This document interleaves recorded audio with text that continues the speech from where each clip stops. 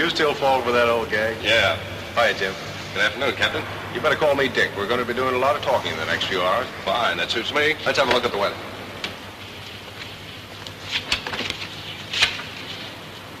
Weather good. Clear and unlimited. Yeah, I know. Looking forward to your first ride in a B-26, Jim? Certainly am. See, it's a break getting into your flight. I've been promoting ever since I first saw you in pre-flight school. Took some doing. Thanks. I hope I'll be a credit to you. You better be. Remember in college when I was your student instructor in math? I took a lot of trouble with you, Dick. You're as dumb as I was. I'll wash you out.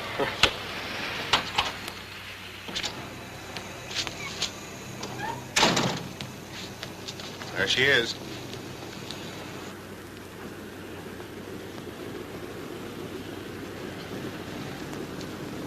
Where's the checklist, Corporal Smith? Sorry, sir, I forgot it. It's our engineer.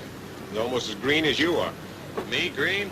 I had 80 hours of twin engine school. I'm almost ripe enough to be picked. What I can understand is how year after year the Air Corps keeps getting them so young and innocent. Here's the checklist, sir. Take a look, Jim. Since you're going to be a B-26 pilot, that's your Bible.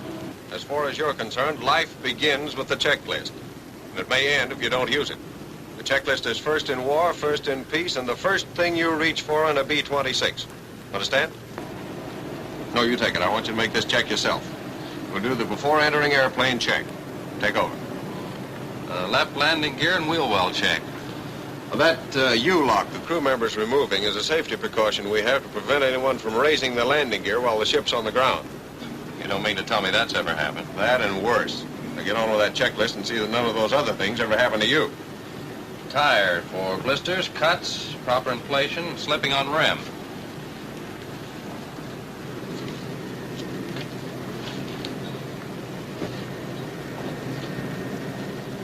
Notice the red mark on your rim. That'll show you if your tires slipped. Polio strut for proper extension. Correct? Right. Now maybe here's where I'd better do a little pointing out. There's your gear-operated load and fire valve piston. Make sure it's fully extended. Check brake for excessive heat. Right?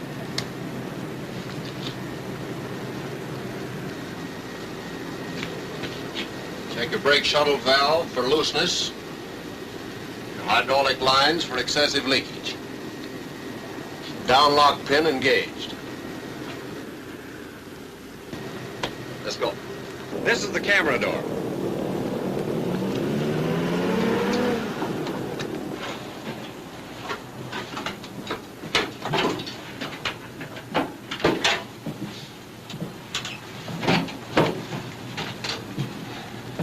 Check ballast for proper loading.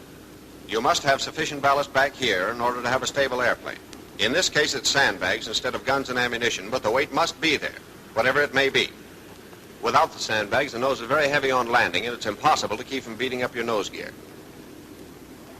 Here's your fire extinguisher. See that it's in position and properly secured. What do we check on the putt-putt? Make sure the equalizer switch is off, and see that all cushions or parachutes are away from the muffler. They might start a fire.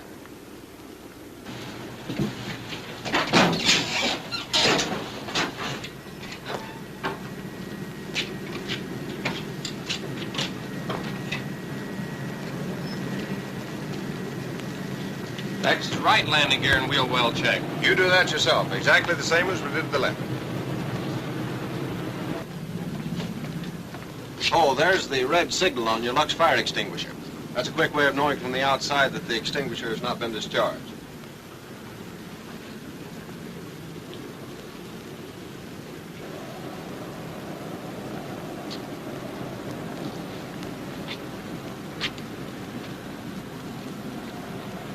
Inspection of the nose gear, same as that of the main gear. Go ahead. Corporal Smith, will you get in the cockpit and operate the controls for us? Yes, sir.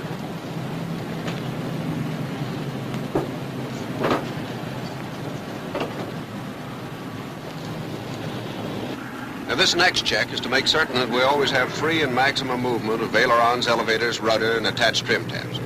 I'll give the commands to Corporal Smith for operating the controls, and you go back in the rear and check they're working properly.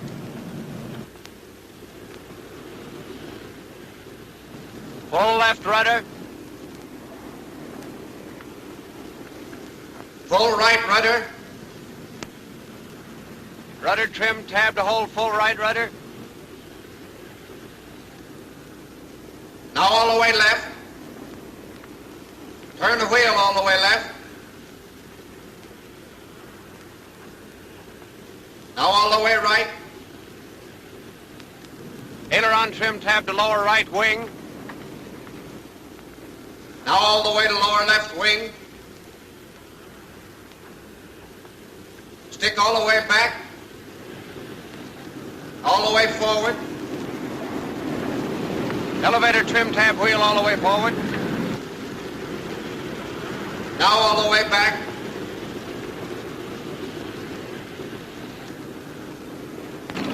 Set all trim tabs and take off position.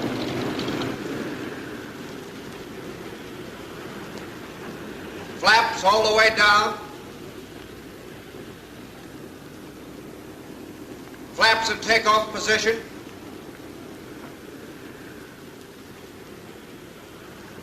Flaps all the way up.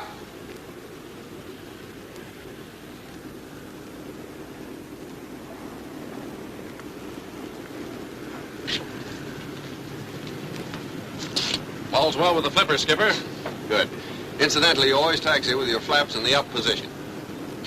Did you personally check the air pressure in the emergency Bombay bottle? Yes, sir. It was 1,800 pounds. How were the batteries on the pre-flight inspection this morning? They were well charged, and I entered the readings for the emergency Bombay bottle and the batteries on Form 1A. Good. Have one of your men get in and get ready to start the putt-putt. Yes, sir. You understand the purpose of the putt-putt, don't you, Jim? Yeah, it gives it right here on the checklist. All engine starts will be made with an auxiliary power plant or an external source of electrical power except in emergency. Conserve electricity until after takeoff. And that's really important. You don't want a heavy drain on your batteries until after your engine-driven generators are putting out continuously. And that won't be until you're flying. Putt-putt will also come in handy in flight if your generators ever cut out on you. That putt-putt seems practically indispensable. It is. Whenever anybody on the ground uses any electrical equipment, the putt-putt must be kept running to keep the batteries charged. That's law, like always using a checklist. You must have electricity for the takeoff, especially for the electric props. Well, that's how most runaway props occur, isn't it? Yeah, run-down batteries. Only we don't call it a runaway prop. It's really an overspeeding engine running away with a fixed pitch prop.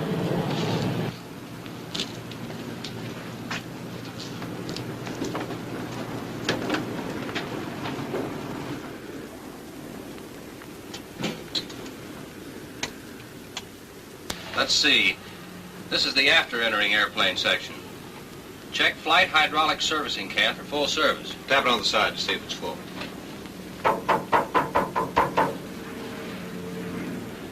Then fuel transfer valves. They're in the forward bomb bay.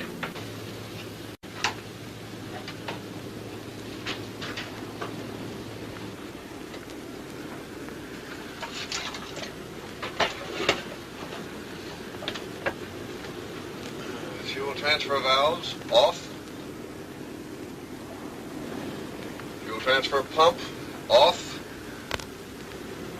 Fuel valves on. Both of them. Hydraulic tank fully serviced. Bomb rack switches on tanks if extra fuel tanks are carried. On bombs if no tanks are carried. In this case, we're carrying an extra fuel tank, so it's on tanks. The rest of the stuff is in the navigator's compartment.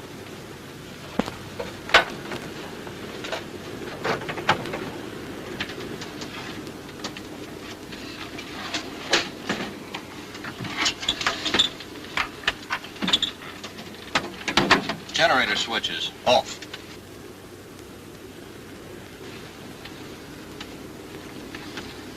Check pressure, emergency brake air bottle. That's there onto the navigator's table.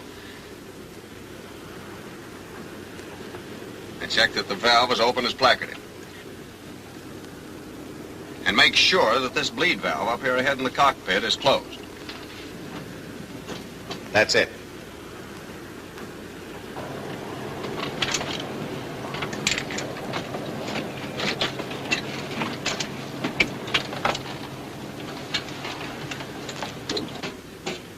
Here's your emergency hydraulic tank.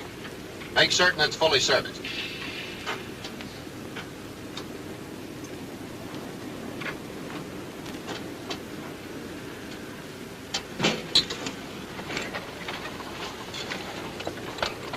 Check your hatch hinges and emergency release handle. Sit there in position. Okay. Close them up. Check your safety pins in place. Give me some pressure on the hydraulic hand pump so I can set the parking brake.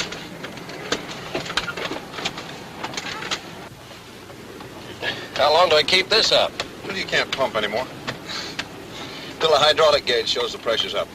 That's okay now.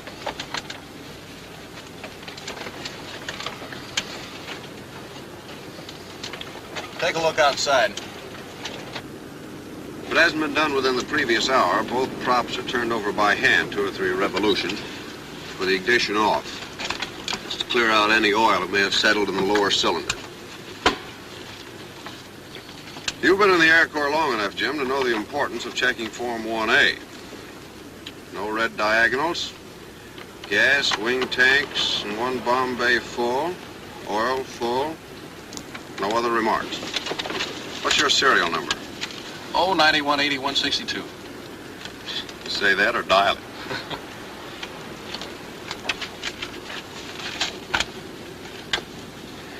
Leave your inner side airphone off so we can hear each other. Let's see. Next is the starting engines check. Yeah, watch me. Throttle 1/8 open. Cowl flaps open. Wing flap control up. Landing gear control down, lock on. Supercharger low, guard over controls. Oil shutters open. Carburetor air cold. Primers off until actually starting engine. Fuel booster off until ready to start engine. Nose gear emergency control normal, up. Main gear emergency control normal, up. Mixture idle cutoff. Propeller controls, high RPM, forward. Selectors automatic, safety's on. Feathering normal to the rear. Battery switches both on. Master ignition switch on. That's the emergency bell button there. On the ground, we use that as a signal to the crew member in the rear to start the putt-putt.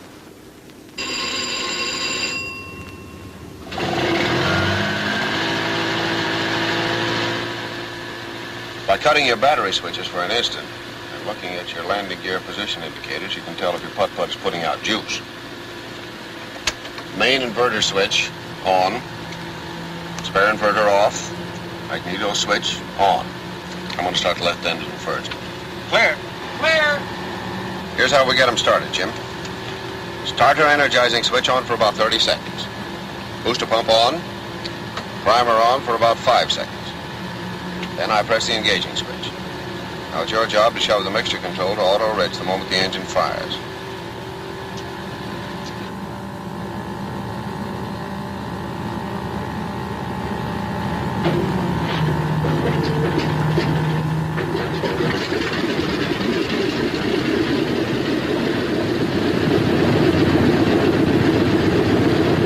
Auto rich it is. As soon as the engine's running, throttle back to between 800 and 1,000 RPM till it's warmed up. You'll notice your oil pressure goes up to around 200 pounds. If you don't get the oil pressure within 15 seconds, stop the engine and investigate.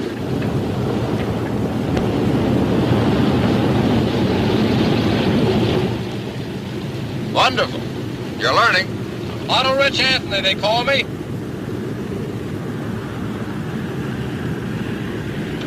Okay, now you can turn your boosters off.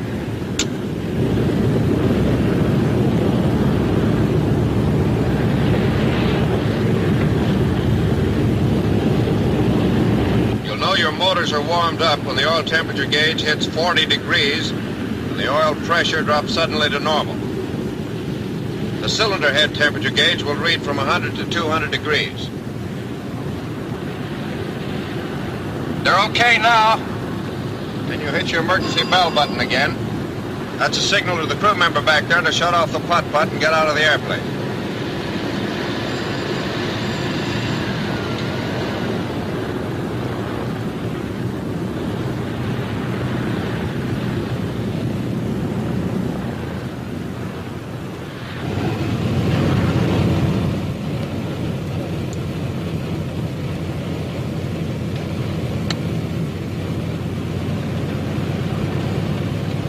don't turn on the radio till we're ready to taxi out. It's the co-pilot's duty to handle radio conversation. Tower from 7645 on south end of ramp, ready to taxi out for takeoff. Go ahead. 7645 from the tower. Clear to taxi to the north end of the north-south taxi strip and stand by for takeoff. Go ahead. 7645, roger. Ready to go, Corporal? Okay, sir.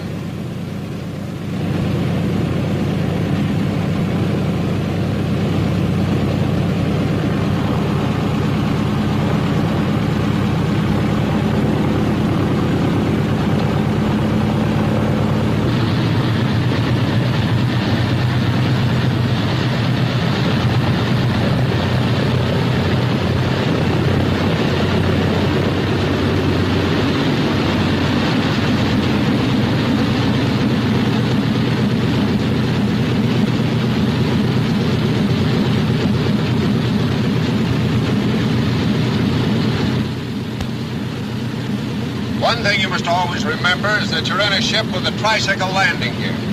The nose wheel must never be turned to an angle of more than 40 degrees to either side. Did you see that red sign on the nose wheel when you inspected the well? Yes, I did, Dick. You'll notice it's easy to taxi the ship and there's no need for taxiing fast. In making a turn, always keep the inside gear rolling, never bring it to a complete stop, as is often done in airplanes with conventional gear. And keep your eyes open on the ground or in the air. It isn't the airplane, it's what you hit with it.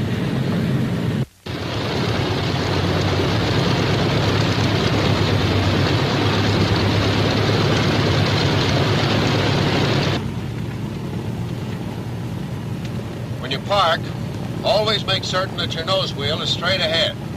Otherwise, running up your separate engines, the airplane has a tendency to turn in the direction in which the nose wheel is cocked. The thrust from one of the engines might damage the nose wheel assembly. Corporal Smith is checking now to see if the nose wheel is straight. I get you, Captain. Next is the engine run-up and prop check, one engine at a time. Push it up till it's doing 2,000 RPM. Different engines have slightly different manifold pressure readings.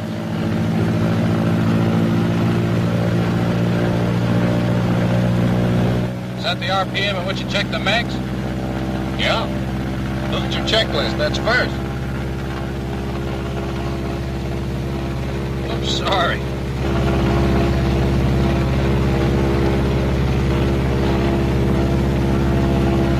Put your propeller selector switch and decrease RPM, and watch how the RPM falls off on the tachometer.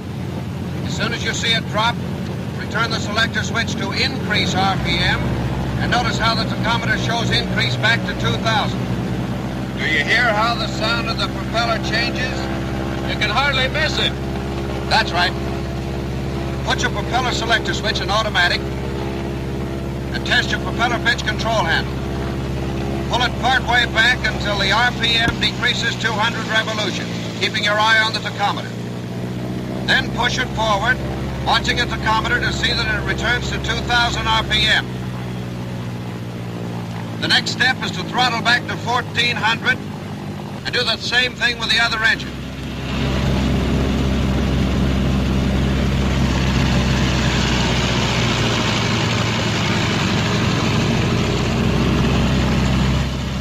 Now you run your engines up together to about 1,800. At the same time checking your manifold pressure against the RPM. Be sure that both engines are putting out approximately the same power.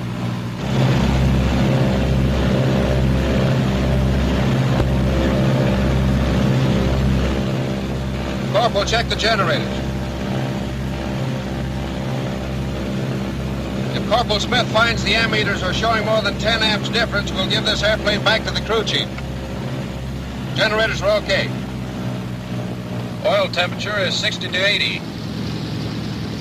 Oil pressure is 75 to 85. Check.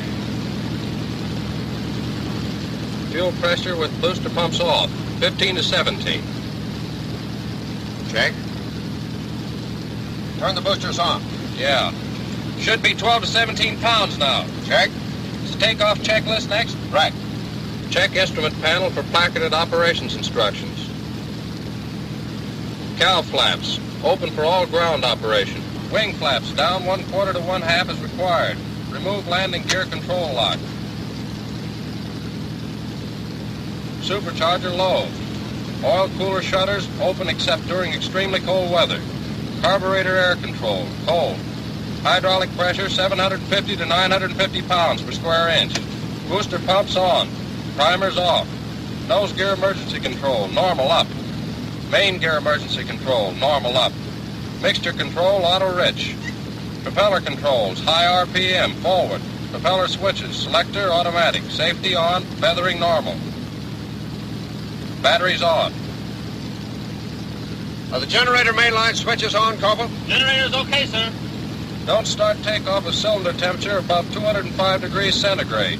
Rudder and aileron tabs on 0. Elevator trim tab a few degrees tail heavy. Crew in position for takeoff. All set, Corporal? All set, sir. Now, you have definite duties during the takeoff. Watch the tachometer and see that it doesn't exceed 2,600 RPM. Your right hand should be bare and ready to handle the propeller switches. Your left hand is used to raise the landing gear. Here's how you put your hand. By keeping your right hand down on the quadrant, you can keep the throttles from creeping back during takeoff. If your tachometer should show an increase above 2,600, say 2,880, put your propeller selector switch in fixed pitch position. Then hit your feather switch for about 2 seconds, being sure to return it to normal position. That's the procedure for correcting an overspeeding engine. The other emergency procedure to be prepared for is a decreasing RPM prop. Your props will be in automatic position, which is normal for takeoff. So if one of them shows a decrease RPM, put the selector switch in increase position and bring the RPM back to 2,600. Then leave your selector switch in fixed pitch position. Understand? Yeah. Now, under no condition, retract the wheels until you get a definite signal from me. My hand will be on top of the throttles, and this will be it. Roger. Okay, call the tower. Tower from 7645, north end of north-south taxi strip, ready to take off. Go ahead. 7645 from the tower, stand by. Ship landing, go ahead. 7645, Wilco. Watch this ship coming in. Give you a chance to see a normal B-26 landing. Notice his nose drop. He's putting his flaps down now. As soon as they're down, he'll check his hydraulic pressure to be sure he has brakes. He establishes a glide of 140 miles per hour and holds it till he gets almost to the ground. Then he flares and comes on in, normal landing. See how he holds his nose wheel high and lets it down easy before he loses airspeed control. Then he applies his brakes gradually and turns off the runway. Get the idea? I think so. Shall I call the tower? Yeah. Tower from 7645. Is it clear to take off? Go ahead. 7645 from the tower, you're clear to take off to the south on runway 14. Go ahead. 7645, roger. I'm going to take off with 44 inches manifold pressure and 2,600 RPM. That's minimum. But if you need it, the manifold pressure can be pushed up to the red mark at 49 inches on this particular model.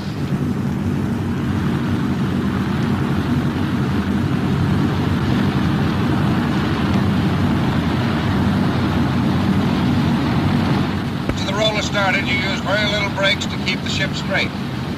Lateral control should be maintained by the rudder only after you're a short way down the runway. As soon as you can, get the nose wheel off and hold the ship at a slightly nose-high attitude. When you have enough speed, the ship will take off by itself. You don't have to pull it off the ground. And it's got very little torque. You could pull it off at about 110 miles per hour if you were on a short field. But it'll fly itself off at about 130 miles an hour.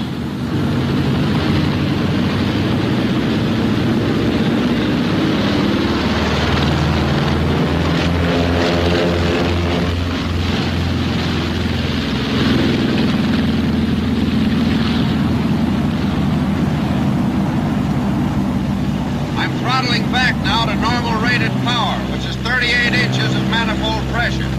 Give me 2,400 RPM on the propeller pitch control. 2400. What were you watching during the takeoff? Tachometer, manifold pressure gauge, and your thumb.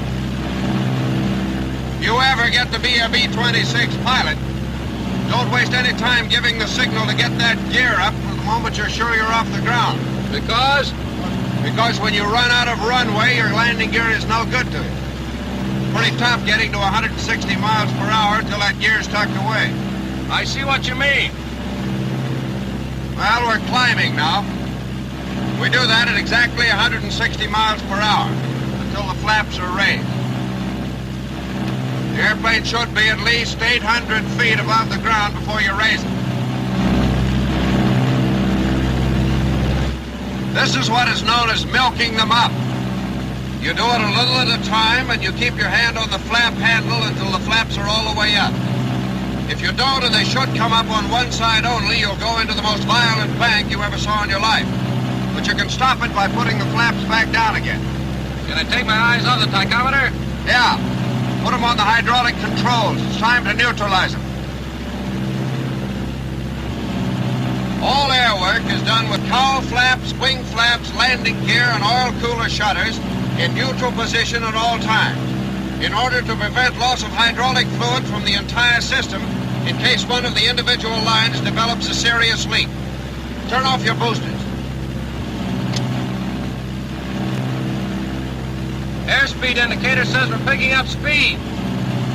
With the flaps up, the ship changes its attitude. You'll notice our noses come up a bit and gains about 10 miles per hour. With the cowl flaps half closed and the oil cooler flaps half closed, it streamlines the airplane to the extent that it picks up about 5 miles per hour more. But you must not forget that these controls should be handled in accordance with cylinder head and oil temperature. Really claws her way right up into those clouds, doesn't she?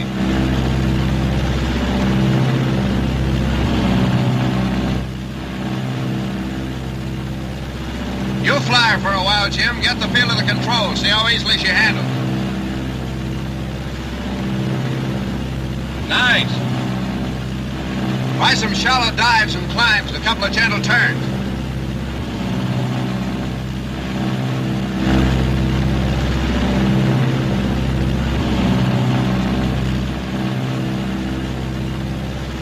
Controls are easy, aren't they? Smooth as a GI haircut.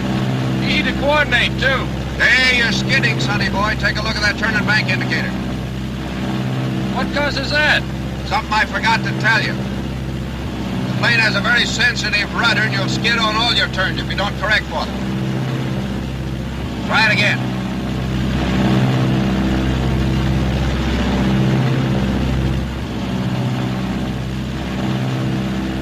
Another advantage of the B-26 is that it can be dived up to 325 miles per hour with a heavy load and pulled out without an appreciable strain on the airplane. But diving is about your one luxury. Side slips, vertical banks, and all acrobatics are prohibited maneuvers. I'll try to go straight and level, Dick. Try a 40-degree bank. That's the maximum.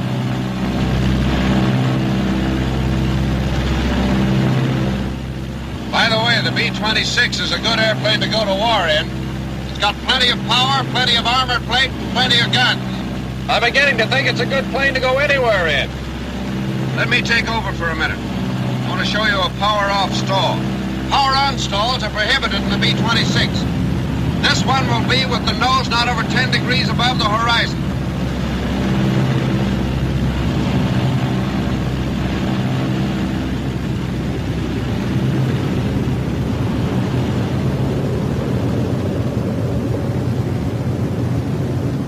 She stalls at about 125 miles per hour with the flaps and landing gear retracted.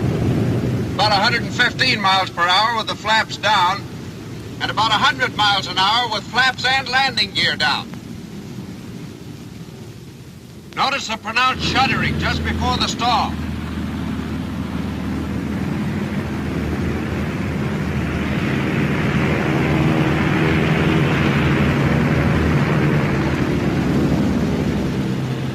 You'll also feel the lack of control when the control surfaces are moved. These are important points to remember, since it means that the airplane will always give you plenty of warning.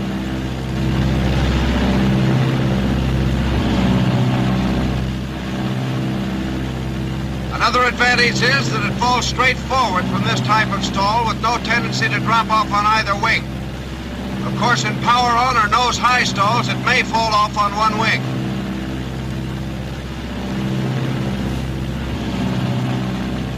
Normal stall recovery is very simple. Just put the nose down and let the ship pick up speed by itself. Loading is an important consideration in respect to stalling. If the ship is improperly loaded, the tail is too heavy and therefore the center of gravity too far to the rear, it will affect the stalling characteristics of the airplane by making it stall at a higher speed and with less warning. Improper loadings also have to put you into a spin. That spin business fascinates me. Just how do you get out of one? Cut your power off and make a normal spin recovery. Don't be slow and cautious in the movement of your controls during recovery. And avoid getting impatient waiting for the controls to take effect. Sometimes they need a little while before they begin to work. The only way you can judge time is by counting the number of turns made. Don't use your throttle except as a last resort. When you're free of the spin, pull out gradually or you're apt to tear your wings off. What about mental spins? How do I pull out of them?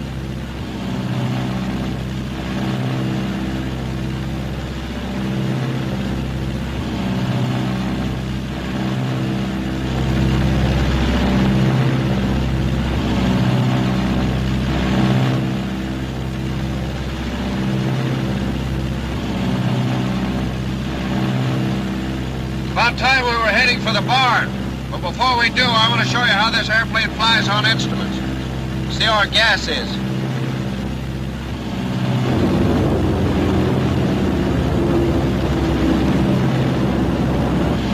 Look at that B-26 moving in on us. Yeah, we'll have to keep our eye on him. Transfer gas to the main tanks. I'm going on instruments for a minute, and I want you to keep your eye on that B-26 from my side while I'm flying blind. Yes, sir. Hand me the blind flying hood.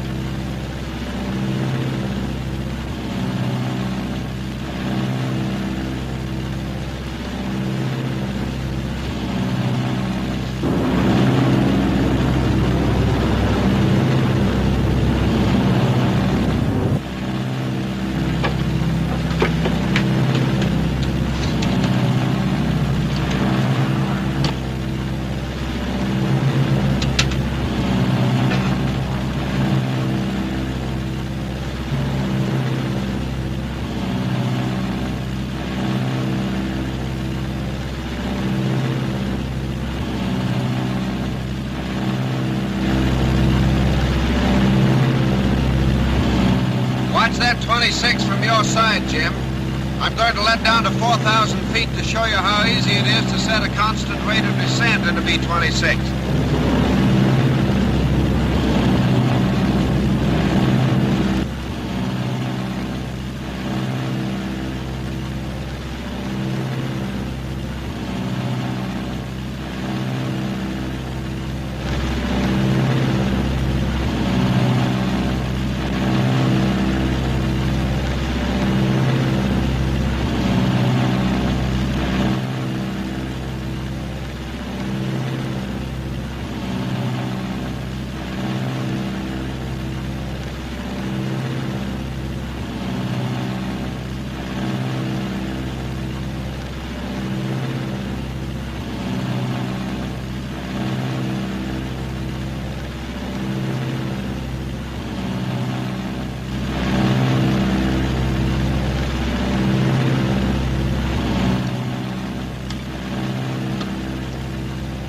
Watching the instruments? Them and that 26.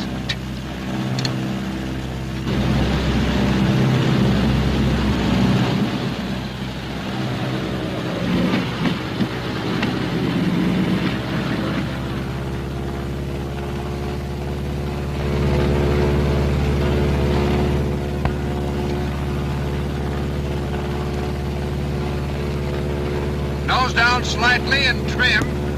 Check airspeed. What's the fuel pressure? 0. Flip on the booster.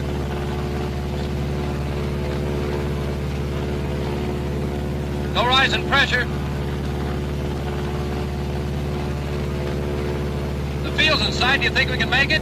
I think so. I'm going to feather that dead engine. Watch me.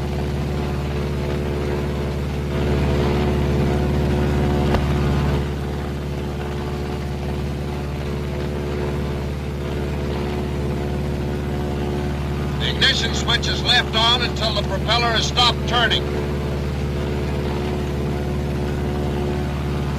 I center my ball and needle and slow up to 155, increasing my trim as I do. Isn't that a lot of trim, Dick? You need it because of the natural torque of the operating engine.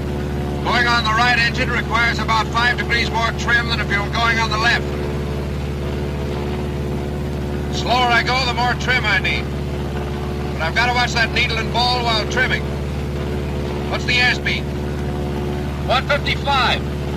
Between 150 and 160 is correct. But 155 is plenty fast for single-engine operation.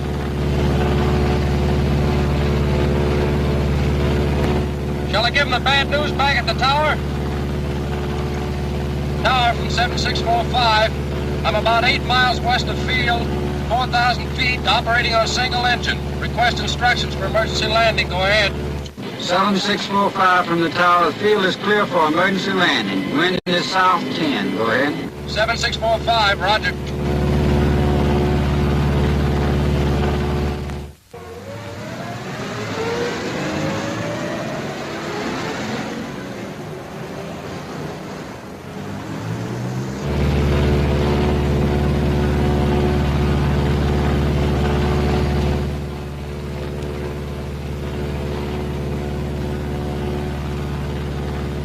Running a little short of altitude, are we? I guess I'd better hit the emergency salvo release. I didn't expect to have to demonstrate these emergency procedures so soon.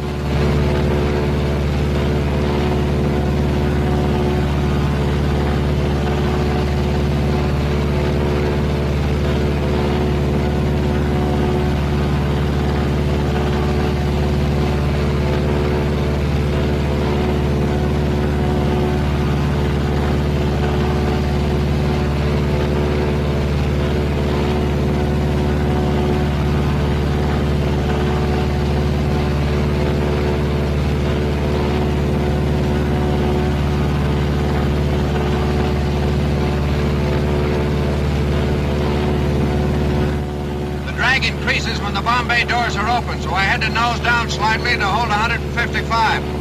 How much altitude did I lose? 250 lovely feet.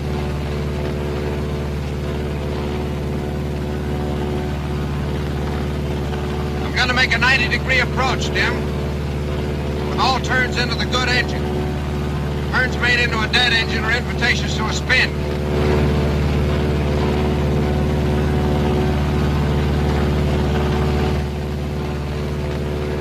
Plenty high, so nose down slightly. Reduce right engine for about 24 inches manifold pressure. Landing gear down and check your instruments.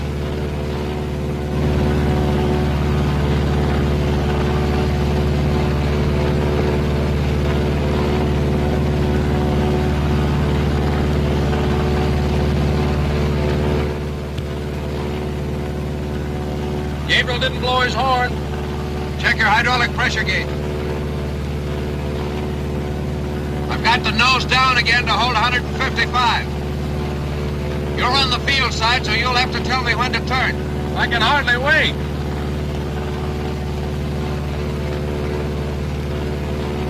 Now's the time, Dick. But you're plenty high, you're certain to overshoot. That's the whole point of this type of approach.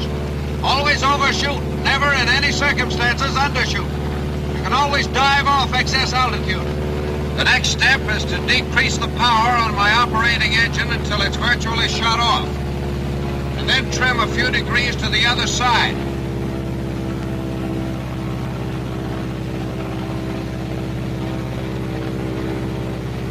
One-quarter flaps.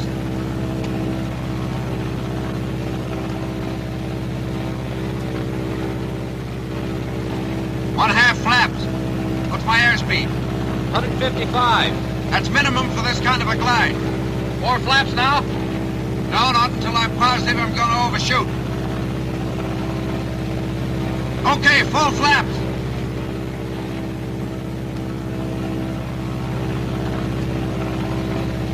I picked up some speed on my dive, and I'll have to lose it by holding the nose up and letting the ship scoot.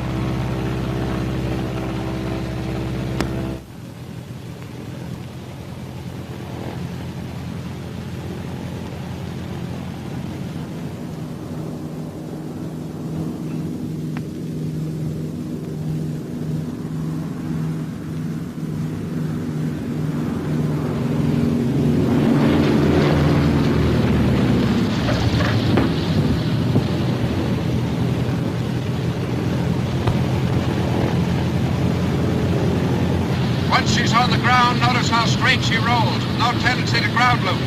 Boy, these brakes are really good. You can stop her at 1,500 feet.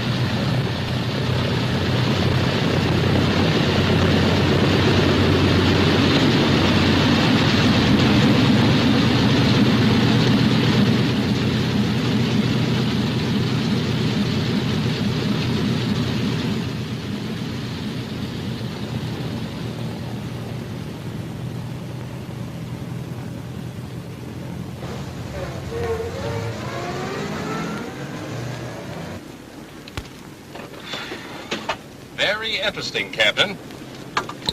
I hope you committed that reasonable facsimile of a single-engine approach to memory. I certainly did.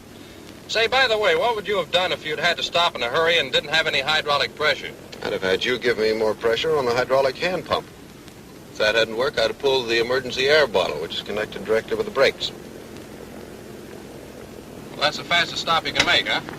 No, there's an even faster one. If you're going to run into something or the field is slick and you can't get any traction on your wheels, you can, as a last resort, pull back your mixture controls, cut your switches, and raise your landing gear. That'll stop you, but it's a little hard on the airplane.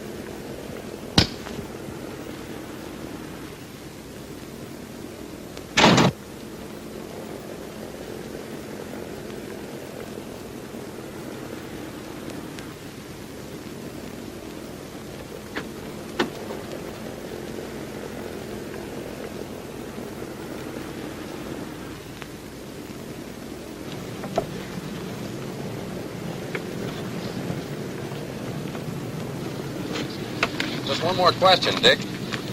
Suppose we hadn't been able to make our home field. We'd have picked out any field that was fairly flat and free from obstructions, brought the ship in on its belly. Aside from the wheels being up, the landing would have been the same as the one we made. I know, but what about getting out? Well, if we'd had time, we'd have got out of our parachutes and pushed the seats forward to get out of the path of the propeller in case one of the blades should break off when it hits the ground. Then just before we touched, I'd have pushed the mixture controls back to idle cutoff, cut the switches to keep down the fire hazard. And the minute she touched, we'd have got the top hatches open, and then we'd have all got up and quickly walked away.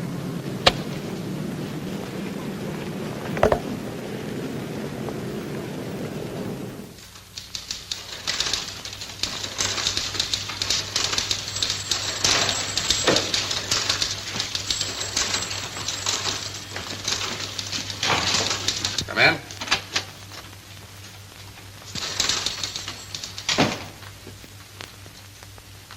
Good afternoon, gentlemen. Good afternoon, sir. I have an emergency landing to report. Yes, the tower informed me you were coming in, and I watched you. It was a good job. Thank you, sir. Those simulated single-engine approaches you've been making came in handy for you, didn't they? Yes, sir. The airplane was undamaged, and there were no personnel injuries. What was the reason for the engine failure? It was a personnel failure, sir. No. Sit down, gentlemen. Corporal Smith, our engineer, made a mistake in turning on the fuel transfer pump, emptying the left main tank instead of filling it. However, it was more my fault than his because I had him watching a nearby plane while I flew on instruments, and I neglected to keep an eye on my fuel gauges. And where were you? Sandbagging in the co-pilot seat, sir. Sandbagging is right. That's another lesson for your collection, Captain. Live and learn. And I hope neither of you will forget it. I'm positive that Corporal Smith, or rather Private Smith, will not, since he's going to get some KP duty in which to meditate upon his sins. How do you like the B-26, Lieutenant? I'm not kicking, sir. Only our enemies are.